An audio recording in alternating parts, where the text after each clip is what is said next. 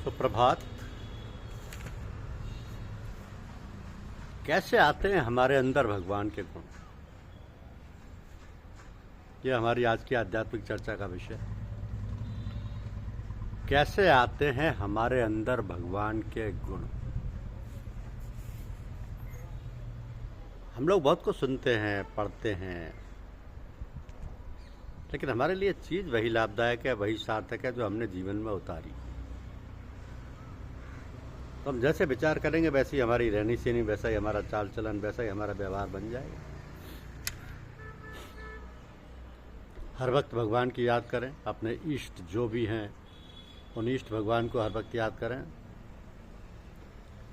तो बातें तो बहुत सी हैं, रोज आप खूब सुनते हैं, अच्छे व्याख्यान, अच्छी अच्छी बातें पढ़ते भी हैं, सुनते भी हैं, मगर हमारे लिए लाभदायक वही है जिसे अपने जीवन में उतार सकें। तो अपने जीवन में यही उतारें कि हम हर वक्त चलते फिरते, खाते पीते भगवान की याद करें। यदि हम हर समय भगवान को याद करेंगे तो हमारे अंदर भगवान के गुण आ जाएंगे। कहा है ना कि राम ही जपो भूल मत जाओ, जब भूलो तब गोता खाओ। बात यह है कि हमारे दिल में सदा कोई ना कोई ख्याल रहता है, तो फिर हम क्यों ना ऐसा अभ्यास करें कि सिवाय ईश्वर की याद के और कोई ख्याल ना आए। क्योंकि करत करत अभ्यास के जड़ में तो सुजान, रसरिया बच जाते सिल पर परत निशान। तो अभ्यास करने से हम जो भी काम करें उसमें सफलता प्राप्त कर सकते हैं। शर्त है काम करने की। काम ही ना करोगे तो फिर सफलता असफलता का सवाल ही क्या। तो फिर हमें हाथ पर हाथ धरे बैठे नहीं रहना चाहिए, कुछ ना कुछ तो काम नाम करते रहना चाहिए।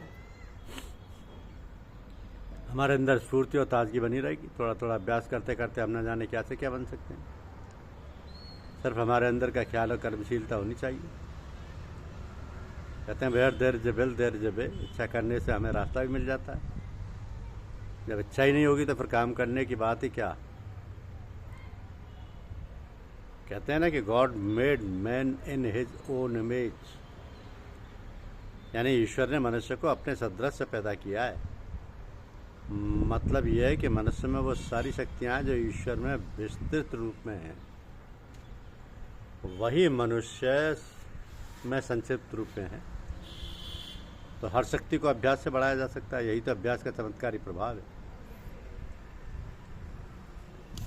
यही अभ्यास का चमत्कारी प्रभाव है। जो सच्चे सद्गुरु या संत हैं वो अपने सेवक को शब्द सुनने का भेद और तरीका बतलाते हैं। वो शब्द हमेशा हमारे अंतर में गूंजने वाला है और इसे ईश्वरीय आवाज कहते हैं।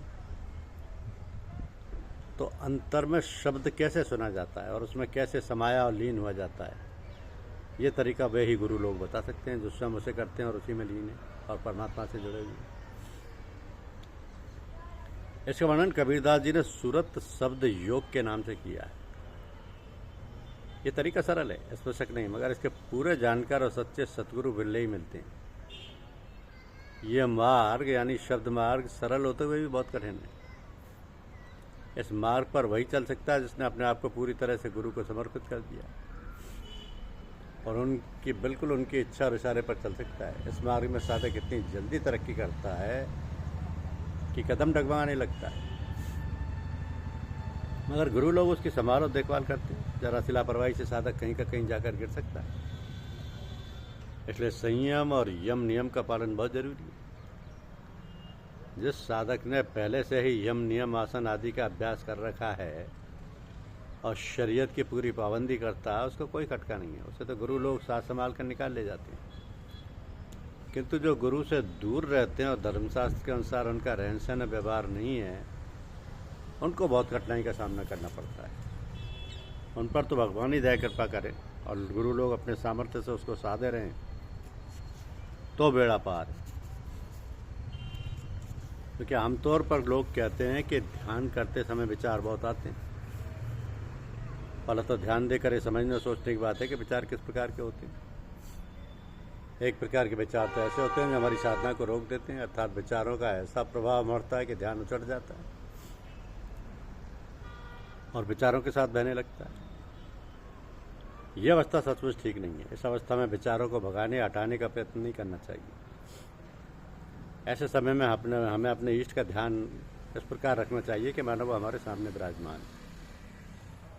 उनकी ओर से प्रकाश, आनंद और शांति की धारा प्रवाहित हो रही है जो हमारे चारों ओर फैली हुई है।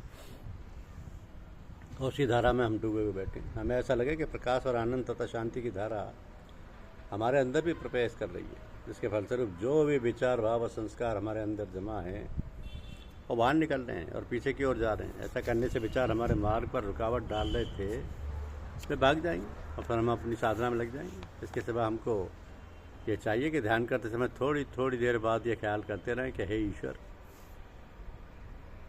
मेरा लक्ष्य तू है, तू मुझे अपनी इच्छा अनुसार चला और मुझे अपना सच्चा प्रेम और ज्ञान प्रदान कर। इससे भी हमारे अंदर विचार नहीं आ पाएंगे। यह तो एक प्रकार के हुई विचारों की बात। अब दूसरी बात यह है कि दूसरे प्रकार के विचार ऐसे होते हैं जो आते हैं और चले जाते हैं, और ये हमारी साधना भी चलती रहती है। हमारी साधना में कोई गड़बड़ी नहीं होती, वे आते जाते रहते हैं। जिस प्रकार हम रास्ता चलते हैं, एक और हम जा रहे हैं, दूसरी ओर से और लोग आ रहे हैं, तो ना हम उनसे बोलते हैं ना वो हमसे बोलते हैं, वो अपने रास्ते जा रहे हैं। इस प्रकार के विचारों का आना तो एक प्रकार से अच्छा है,